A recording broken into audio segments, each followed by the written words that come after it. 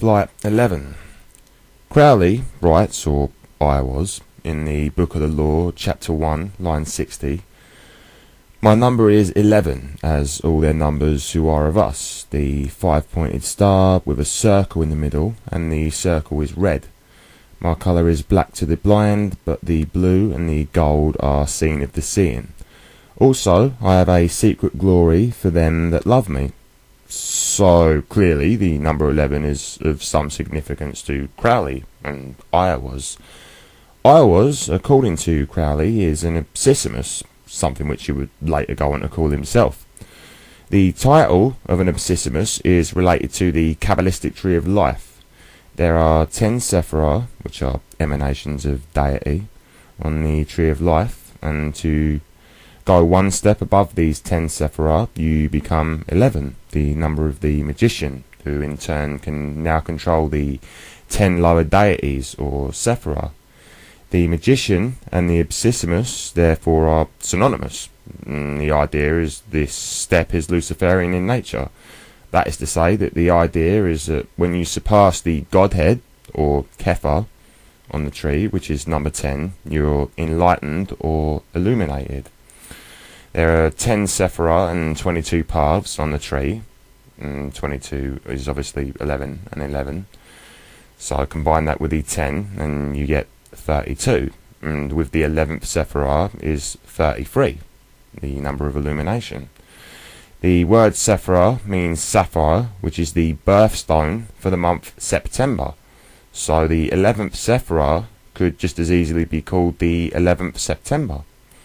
This sephirah is sometimes referred to as a non-sephirah, as it relates to a fully formed tree of life, the way it was before the fall of man. We'll delve deeper into the meaning behind this sephirah later on, but for now, just note that each of the 22 paths on the tree of life is represented by a different tarot card, and the zodiac sign, and a letter in the Hebrew alphabet. As you can see, the 11th sephirah sits in between severity and mercy, the left and right sides of the tree, which are interchangeable with the pillars of Jachin and Boaz, according to Kabbalists. Again, we'll explore this more later on. So the number 11 is seen as a master vibration, and for this reason should not be reduced to a single number.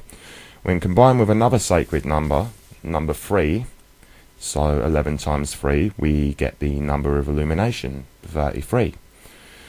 And 33 is also the number of rebirth into Christ consciousness. So, interestingly enough, both Hitler and Roosevelt came into power in 1933. The first Humanist Manifesto was issued in this year as well. Hitler burned the Reichstag on the 2nd of the 27th, 33, another false flag incident. So, 227, we get 11 and 33 together. Also, in the First World War, an armistice was signed by Austria and Hungary on the 3rd of November, so again, 11 and 3 combined. Then, following the outbreak of the German Revolution, a republic was proclaimed on the 9th of November, so 9/11 again there. The Kaiser fled to the Netherlands on the 11th of November, and an armistice with Germany was signed at 11 a.m. on the 11th of November 1918, the 11th hour of the 11th day of the 11th month, 11/11/11, which is of course 33. So, getting back on track, the number 11 is highly significant in the occult, and especially in relation to Crowley. Flight 77. In addition to the fact that 77 is another multiple of 11, and that 7 itself is another divine number in the Kabbalah, meaning that once again a divine number and 11 are combined, 7/11, Aleister Crowley and the number 77 has its own separate significance. In 1941, Crowley composed a 220-word manifesto called Liber Oz. He was 66 years old at the time and died 6 years later, so 666. 220 is also the number of verses in Liber Orvilleges, the Book of the Law. This is the book that was dictated to Crowley by Iwas not long after meditating in the King's Chamber at the Great Pyramid at Giza. The Liber Oz Manifesto is intended to promote the law of Thelema that was given to him via his communication with Iwas, the messenger of Horus and his guardian angel or higher self.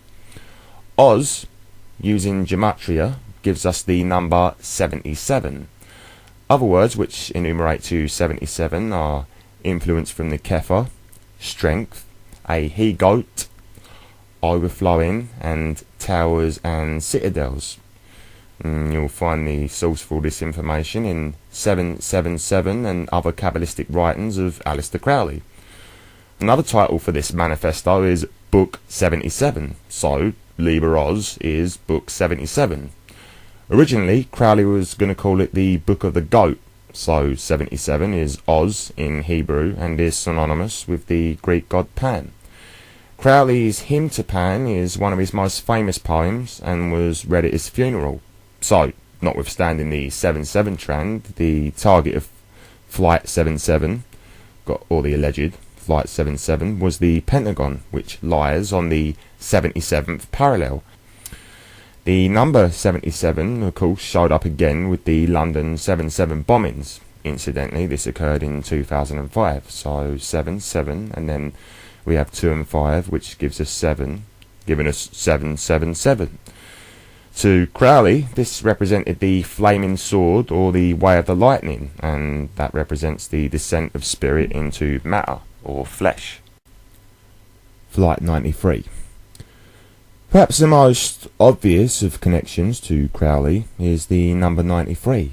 It is the number of Thelema, which means love under will, and it represents the most notorious philosophical rule amongst Thelemites, which is, do what thou wilt, shall be the whole of the law. The reason 93 is used is because by taking each letter from the word Thelema in the Greek alphabet and adding the corresponding numbers together, you reach 93. So the main creed of do what thou wilt has stirred up some controversy, mainly amongst religious folk who have taken it to mean do whatever the hell you like. But this is an inaccurate representation of what this statement really stands for. The true meaning is to find out what you were put on this earth to do, your destiny, so to speak, and then do it. For a full rundown of this law, read Liber Oz. The main mission, or the great work of a Thelemite, is to attain the knowledge and the conversation of the holy guardian angel, also referred to as the higher self. In Crowley's case, this communication was achieved in Cairo when he contacted Iwas. Crowley laboured to discover Iwas's number using gematria. Initially, he believed it was 78, the number of Meltzer, the highest of unity. However, upon finding that the Hebrew spelling of Iwas, to his delight, was Oyaviz, and Oyaviz equated to 93, the number of Thelema, Crowley was understandably pleased. One thing that he remained perplexed about for a time was that the spelling of the name in Liber Alvaleges was Iwas, not Iavaz, which does not add up to 93. Soon, though, he discovered that when using the Greek Kabbalah, its value is 418, which is the number of the magic formula of Ion, which represents the practice of Book 93. So both spellings equate to 93 in one way or another. So 93 is Thelema, love under will, and the number of the creed, do what thou wilt, shall be the whole of the law. Flight 175. Being that Flight 175 is the number I've had the most difficulty decoding of all the flight numbers, I've left it to last to explain the relevance of this number. This particular combination wasn't a number that Crowley used in and of itself. However, what it represents most certainly is relevant to his practices and those of Thelema or any other occult practices involving the Kabbalah. Before I begin, I would like to point out that the numerological value of 175 is 13, which is highly significant for reasons I'll explore later on.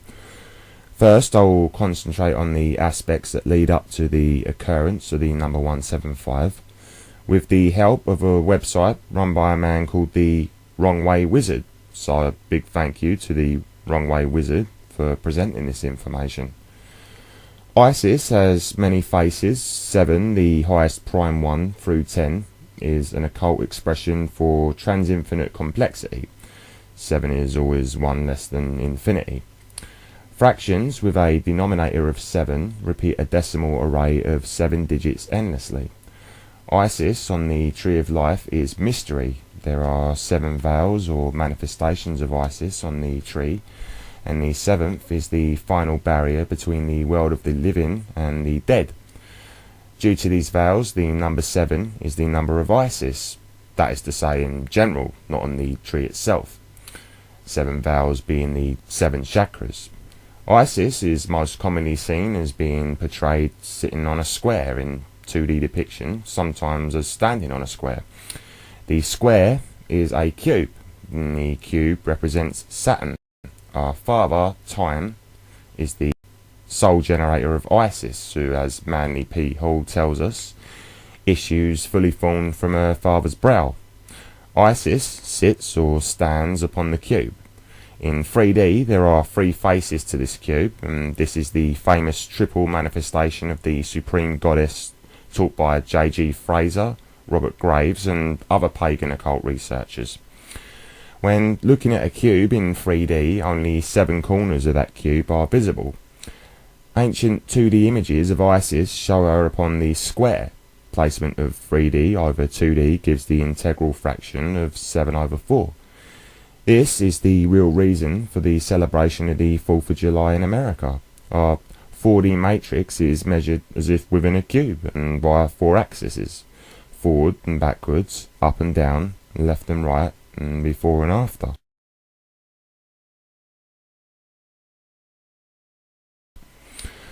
Isis and money are also intimately connected, being that the dollar sign encodes Isis. This is why the Pink Floyd track Money has a time code of 7/4. Another Isis encoding theme tune is the Nature theme from a 2001 Space Odyssey, which is inscribed musically as 15151. Cryptologically spelling Isis, who is the master of the matrix of illusion that is nature. So, getting back on track, Isis on the cube is 7/4, and quite simply, 7/4 equals 1.75. So, 175 hit the South Tower, which was the second tower to be hit while everyone around the world watched live. The first tower was obviously not broadcast, being it live. So, Flight 175 hitting the South Tower was the money shot. So, 7/4 equals 175, and that itself equals 13 numerologically. So, what is the significance?